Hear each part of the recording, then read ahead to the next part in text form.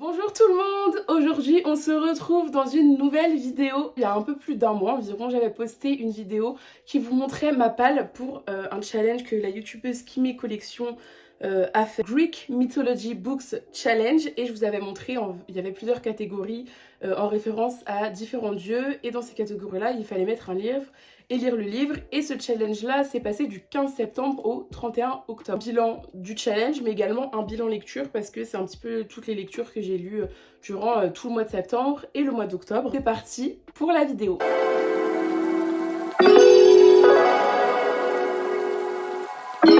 Qu'il y a des catégories, il y a des livres que je n'ai pas lus. Je vais d'abord parler de ces livres-là que j'ai pas eu le temps de lire malheureusement. Il y avait Minos, il fallait choisir un livre en rapport avec les royaumes, le deuil, la mort, et j'avais choisi La Reine Traîtresse, le tome 2 du coup du Pont des Tempêtes, et malheureusement je ne l'ai pas lu parce que c'est vrai que je me le suis procuré assez tard et j'étais embobinée déjà dans d'autres lectures, du coup je n'ai pas eu le temps de le lire. Il y avait la catégorie Orion, donc là il fallait choisir soit un beau livre ou un livre avec des trigger warnings.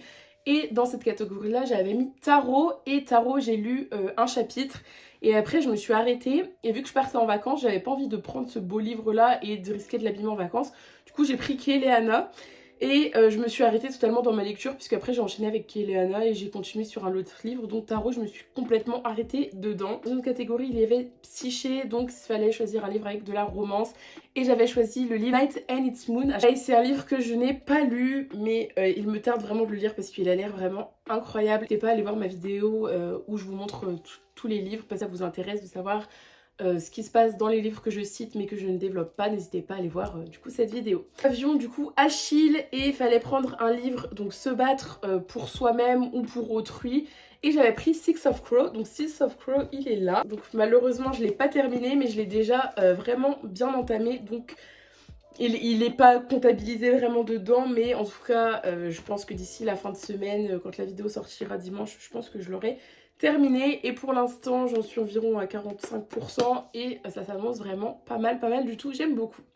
Donc voilà pour les livres que j'ai commencé et que j'ai pas terminé, les livres que j'ai pas du tout commencé. Et il y avait aussi le bonus et là, donc du coup fallait choisir un contemporain, et j'avais pris Mes objectifs gays, et vu que c'était un bonus, du coup je l'ai pas du tout vous vous en doutez que du coup j'ai pas eu le temps du tout de le lire. On va maintenant commencer dans les livres que j'ai lus, parce que oui ça m'arrive de lire et d'y arriver parfois.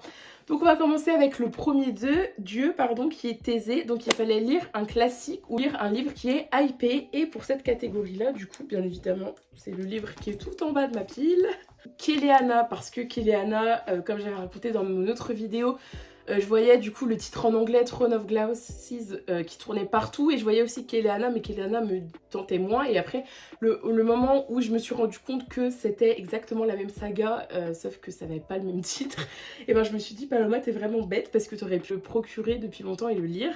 Et du coup quand j'ai compris ça et que c'était ce livre là autant hypé, je me suis dit bon allez let's go, je l'achète. Et du coup je l'ai lu. On va se plonger dans un monde où toute forme de magie est bannie, toute forme de magie a été détruite en fait par un seul et même homme, par le roi. On va suivre Kéléana, qui est depuis environ un an allée en prison. Son jeune âge, c'est l'une déjà des plus grandes assassineuses de tout le royaume, donc elle va être mise en prison. Sauf qu'un jour il y a un jeune prince qui s'appelle Dorian, le fils du roi qui l'a mis en prison, qui va lui proposer un marché. Le roi en fait organise tout simplement un tournoi pour pouvoir avoir du coup le champion du roi, et pour pouvoir s'occuper du roi, tuer les gens pour le roi, etc. Et du coup Dorian va lui proposer qu'elle participe à ce tournoi, et si elle gagne le tournoi, elle va devoir être au service du roi pendant 6 ans, et après elle aura totalement sa liberté. Et du coup bien évidemment elle va accepter, et du coup notre Kéléana va se retrouver dans ce tournoi. À peine le tournoi commencé, il va y avoir quelques adversaires de Kéléana qui vont mourir subitement et de manière totalement atroce, et elle va se rendre compte que le tournoi c'est peut-être pas la plus grande menace qu'il y a en fait dans ce royaume. Je sais que c'est le tome 1 et je sais que Sarah J. Maas elle l'a écrit quand elle avait 15 ans, et c'est vrai que ça se ressent un peu parce que c'est un livre qui est pas extraordinaire. Je me suis pas vraiment ennuyée, mais je me suis pas non plus éclatée en le lisant. C'est vrai que j'avais l'impression de pas du tout avancer dans ma lecture. Enfin, j'ai trouvé que c'était super long, alors que pourtant il est pas si long que ça. Il y a combien? Il y a environ 470 pages. mais j'avais l'impression que j'avançais pas dans ma lecture en fait, j'avais l'impression de ramer. Pourtant je lisais au moins une fois par jour, j'étais en vacances mais j'essayais de lire quand même un peu. Et je sais pas, ouais, j'avais l'impression que j'avançais pas, que ça traînait un peu en longueur. Je sais qu'il y a 6 ou 7 tomes après qui suivent, donc je sais ce qu'elle va faire, un truc bien avec les univers et tout. Mais voilà, au bout d'un moment, c'est vrai que l'intrigue principale, elle commence un petit peu à arriver tard. Il y a des petites choses qui nous accrochent, qui arrivent, c'est vrai, un peu tard dans le livre. Mais ouais, j'ai pas grand chose à dire. Les personnages, je les aime bien, mais du coup, ouais, forcément, j'ai envie de voir un petit peu tout le monde, tous les personnages, où ça va nous mener. Un livre quand même assez faible. Pour un premier tome, ouais, assez faible en termes d'action, etc. Et même dans le tournoi, je m'attendais à avoir des combats vraiment plus intenses ou des scènes d'action vraiment plus intenses et plus longues. Mais c'est vrai que le tournoi, au final, il est vraiment mis en arrière-plan, je trouve, et moi je m'attendais à avoir un petit peu plus de ça parce que j'aimais beaucoup le concept. Chaque fois par semaine ou toutes les 2 semaines elle a un jeu, etc. Mais c'est vrai que on s'y est pas trop concentré dessus, du coup j'étais un peu déçue par rapport à ça. Mais sinon, ouais, je pense que la suite s'annonce très bien. Et puis j'ai une copine qui est là, qui vient de commencer le tome 4 et elle me dit que plus on avance dans l'histoire, forcément, plus il y a des choses de mieux en mieux qui se passent. Donc voilà, j'ai très hâte de voir la suite. Parce que je pense que ça promet, je pense que le monde va vraiment s'élargir et j'ai très hâte de voir ce que Kéléana nous réserve pour la suite. Nous avons Médée, donc pour Médée, il fallait choisir un livre avec créatures surnaturelles ou avec des pouvoirs, de la magie, etc. Évidemment lu Un palais de flammes et d'argent, le tome 5 d'Akotar qui est sur Nesta. Si vous suivez un petit peu régulièrement mes vidéos, vous savez que depuis la première vidéo où je parle d'Akotar, je parle que de Nesta et qu'il y avait un tome sur elle et à quel point j'avais tellement envie de lire ce tome-là en fait sur ce personnage parce que elle m'intriguait énormément et pour moi c'est vraiment un personnage que j'aime beaucoup et du coup quand j'ai pu enfin le lire, j'étais trop contente. C'est un gros pépère par contre, c'est vraiment un gros pépère, il fait ouais un peu plus de 800 pages. Au bout d'un moment à la fin j'étais un peu essoufflée mais franchement absolument incroyable. Bon du coup je vais pas vraiment vous raconter ce qui se passe dans ce tome là parce qu'il faut lire un petit peu toute la saga. Franchement je vous conseille la saga à 1000%.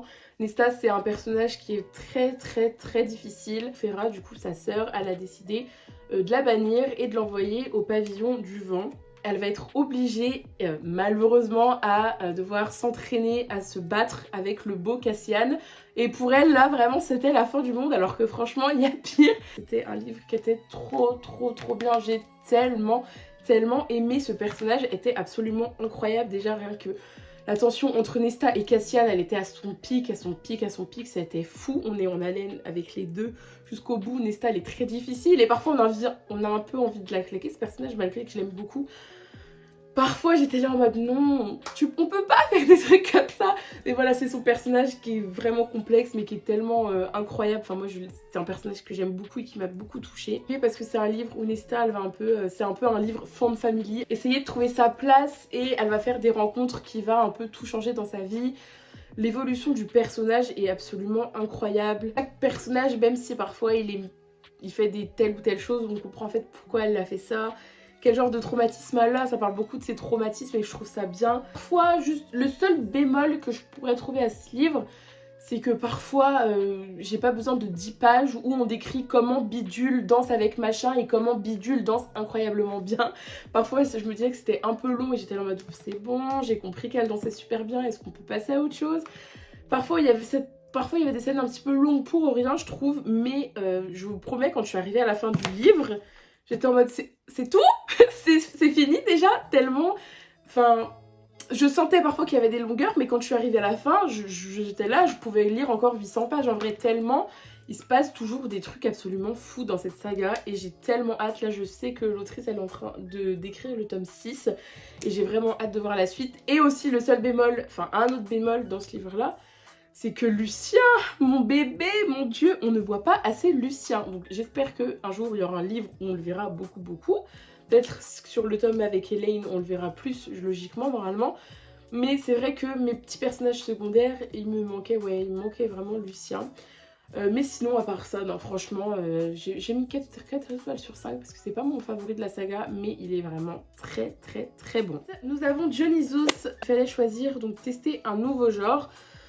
Et moi j'ai pris du coup... Alors là les amis, je vais vous montrer le fail de cette vidéo.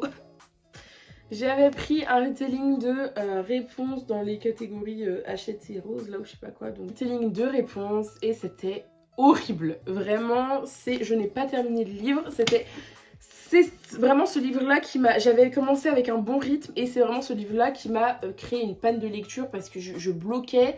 Je savais que quand j'allais devoir lire ça et j'avais pas envie et du coup, du coup, c'est vrai que ça m'a tout plombé et tellement c'était chiant, j'ai arrêté de lire.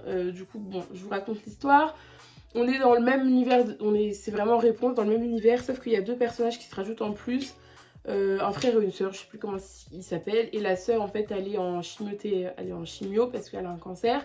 Et du coup, elle veut que son frère lui raconte réponse. Et son frère, il lui dit: ah, mes réponses, c'est bon, on a déjà vu 15 fois, c'est chiant, viens, je te raconte ma version. Et il va lui raconter du coup la version où Réponse, la mère de Réponse va malheureusement boire la mauvaise potion. Et quand Réponse va être bébé, elle va sans faire exprès tuer quelqu'un. Et du coup, ils vont la donner à Mère Gothel. Et Mère Gothel va l'élever. Sauf que bon, Mère Gothel, on sait que c'est une méchante. Et elle va la garder un petit peu pour elle, pour gagner de l'argent, etc., etc. Et voilà.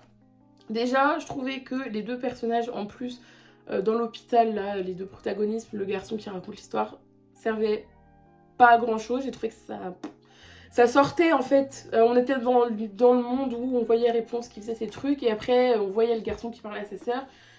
Et j'ai trouvé que ça nous sortait un peu de l'histoire. Voilà, j'ai trouvé que ça rapportait pas grand chose. Et ouais, enfin, je sais pas, c'était pas. J'ai pas aimé du tout. J'ai trouvé ça. Ça me brise le cœur parce que Réponse, c'est vraiment mon Disney favori. Mais c'était juste ennuyant. Peut-être parce que je connais déjà l'histoire. Franchement, c'est pas pour moi, j'ai pas aimé. Donc voilà, j'étais un peu déçue parce que j'attendais beaucoup.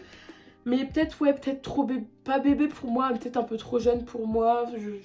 Ouais, j'ai vraiment eu du mal, donc voilà, je vous le conseille pas spécialement. Après, peut-être qu'il y a d'autres retellings qui sont mieux fait que ça ou plus intéressant, mais avec moi, ouais, ça n'a pas accroché. Donc voilà, pour tester le nouveau genre, on repassera pour le coup. Ensuite, nous avons Orphée. Donc là, il fallait choisir une poésie où il fallait quelque chose avec de l'art. Milk and Honey, et heureusement qu'il y avait ce challenge là, parce que je suis sûre sinon il serait resté dans ma bibliothèque pendant 500 ans et je l'aurais jamais lu. Donc quand j'ai vu cette catégorie, j'étais trop contente. C'est vrai que je suis pas trop fan de poésie. Je vous avais dit que je l'avais lu ce livre là parce que j'avais vu dans une vidéo pour associer une astrologique quel livre te convient. Et que c'était ce livre là, du coup je l'avais acheté par simple curiosité. Pas mais j'ai pas grand chose à dire. L'autrice, on voit qu'elle a vécu pas mal de choses pas cool du tout dans sa vie. On sent que c'est un livre assez engagé, assez féministe. Mais parfois j'avais peut-être la traduction, mais parfois il y avait des tournures de phrases qui étaient bizarres, on comprenait pas trop et parfois j'avais pas l'impression que c'était de la poésie. J'ai juste l'impression qu'il y avait des mots qui étaient mis ensemble bout à bout un peu aléatoirement. Ça m'a permis de m'alléger un peu dans mes gros livres. Voilà, mais sans plus, rien de plus à dire sur ce livre là. On enchaîne avec Hercule et là il fallait choisir un livre avec des jeux ou alors de la dystopie et j'avais un livre parfait pour ça. C'était Absolu de Margot de Seine, vraiment le premier livre que j'ai lu. Donc ça date de septembre, donc je m'en rappelle plus trop de comment j'étais par rapport à ce livre là, donc désolée si mes souvenirs sont un peu flous. Dans la ville qu'on va suivre, il y a un mur et derrière ce mur là il y a la chose et depuis 19 ou 20 générations, attendez je sais plus, ouais depuis 19 générations en fait il y a les gens qu'on appelle les mobilisés qui sont élus et qui passent ce mur là et qui doivent tuer la chose pour pouvoir en fait revenir dans la civilisation, sauf qu'il y a déjà 19 générations qui sont passées et personne n'en est jamais ressorti. Prime et Johanna, deux meilleures amies d'enfance, vont être élues. Les meilleures amies là vont faire la rencontre de Edward, un personnage qui sait pas du tout pourquoi il a été choisi. Parce que lui, il s'occupe des langues, etc. Et il est paniqué, il se dit mais je vais mourir. Je trouvais que c'était un livre vraiment très bien, assez intense en termes d'action, il y avait beaucoup d'action. Quand on passe de l'autre côté du mur, moi j'étais souvent très stressée. J'étais vraiment stressée pour eux parce que je m'imaginais à leur place et je me dis mais c'est pas possible. Et bien c'est que à peine arrivé de l'autre côté du mur, il se passe des choses, on perd pas de temps à nous décrire 15 000 machins en direct, il se passe de l'action et nos personnages vont très vite comprendre que ça va pas être facile. Allez voir, il se passe vraiment plein de choses. C'est un livre que j'ai vraiment du coup bien aimé, sans plus, j'ai bien aimé et je me tâte à continuer le reste de la saga. Je pense que je vais plutôt, vu que ça a quand même un coût assez important, je pense que je vais quand même le télécharger sur ma Kindle, mais je sais pas si le livre en lui-même je vais l'acheter.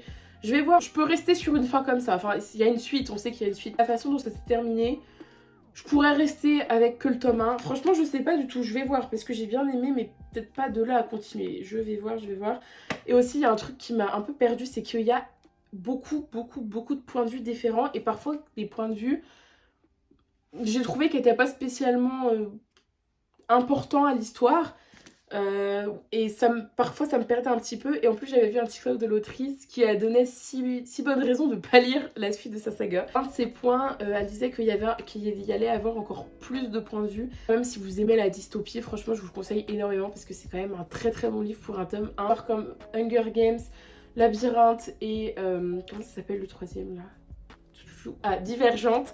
Franchement c'est un petit mélange des trois et c'est vraiment pas mal du tout. Avec la dernière catégorie, Circé. Oh là, on part dans un délire là les amis. Circé, il fallait choisir un livre un peu automnal et un peu spooky et j'ai choisi la revisite de Peter Pan. Donc dans les catégories la conte interdit, les contes interdits, vous avez vu en fait c'est toutes les revisites de nos classiques qui sont revisités à une façon un petit peu horrible.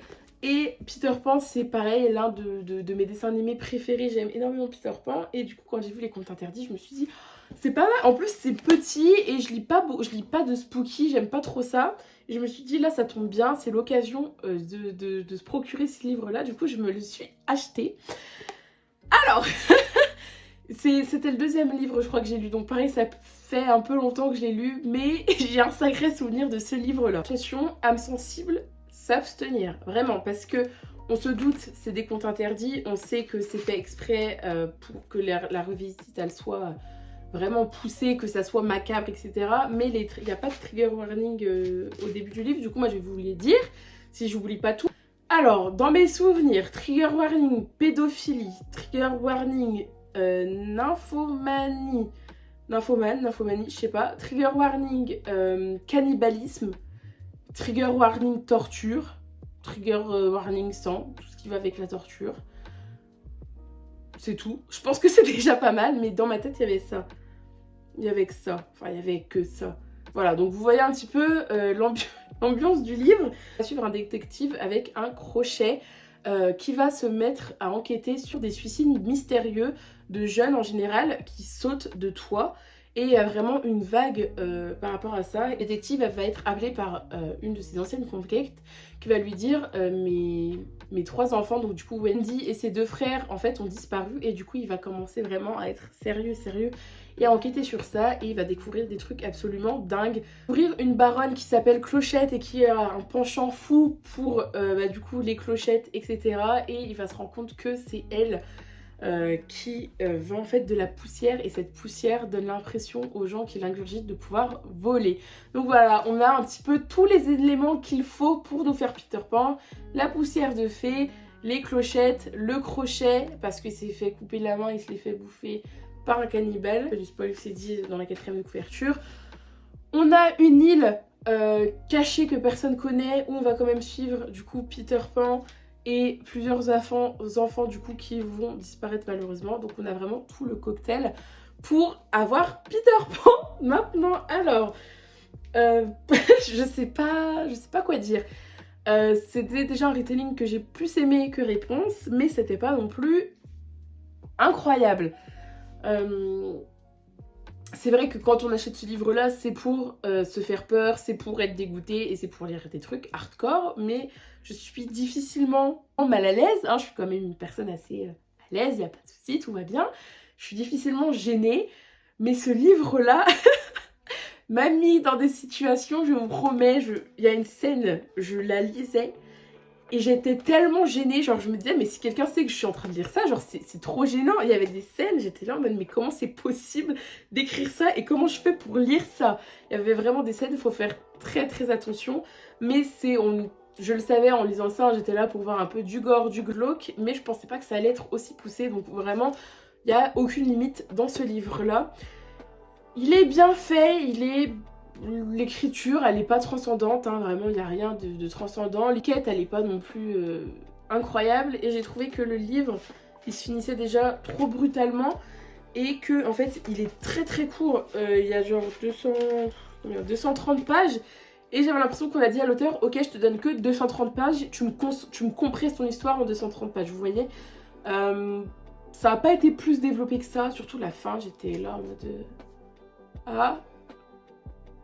Ok... J'ai pas kiffé la fin, et un peu tous les personnages, mais il n'y a pas de gros développement incroyable. Enfin, parfois il y avait des scènes qui étaient hard, mais qui étaient hard pour rien. Ça me dérange pas que ça soit hard, mais je sais pas, j'avais peut-être besoin d'un petit développement dans la tête des personnages ou ce qui s'est passé. Après Peter Pan, j'ai trouvé que il a été quand même assez bien développé, ça m'allait. Peut-être Clochette, j'aurais aimé avoir un petit peu plus sur son histoire. Je vous jure que je sais pas quoi dire, parce que c'est un livre de fou en fait, c'est vraiment un livre de malade. Vraiment, encore une fois, si vous êtes sensible, ne le lisez pas. C'était bien, mais voilà. Peut-être que j'aurais aimé plus d'approfondissement, peut-être un livre un peu plus long. Mais après, peut-être que si ça avait été trop long, ça aurait tourné en rond, je sais pas. Mais en tout cas... En vrai, pour les personnes qui ont le cœur assez accroché, franchement, je vous le conseille pour voir. Et ça m'a juste donné envie de lire d'autres contes interdits. Après, je vais bien chercher, bien lire les commentaires, parce que je sais qu'il y a des contes interdits apparemment qui sont vraiment très nuls. Et j'ai pas envie de tomber sur le navet de tous les 35 livres. Je sais plus combien il y a de livres, mais je sais qu'il y en a pas mal. Mais dans mes souvenirs, c'est 35, je sais pas, je vous mettrai la bonne réponse juste en bas. Mais j'ai pas envie de tomber voilà, sur le navet de tous les livres, mais je pense que je vais vraiment en lire d'autres. Et j'en lis d'autres, bien évidemment, vous serez tenus au courant. Ça se lit super vite, en une après-midi, c'était fini. En vrai, j'ai pas passé un mauvais moment, même si ça m'a retourné un peu le cerveau. Voilà, c'était sympa, c'était une histoire très sympa, très détente.